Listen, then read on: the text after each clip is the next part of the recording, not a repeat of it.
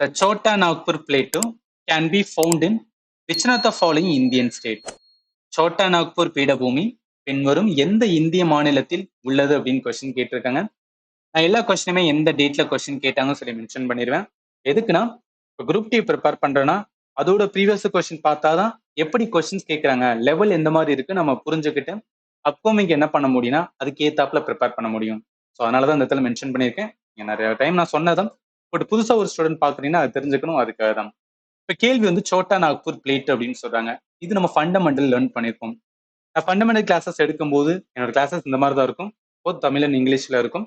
இதுல நல்லா கவனிக்கலாம். சோட்டா நாக்பூர் பிளேட்டும் எந்தெந்த ஸ்டேட்ல இருக்குன்னா ஜார்க்கண்ட், சத்தீஸ்கர், ஒடிஷா அண்ட் வெஸ்ட் பெங்கால்.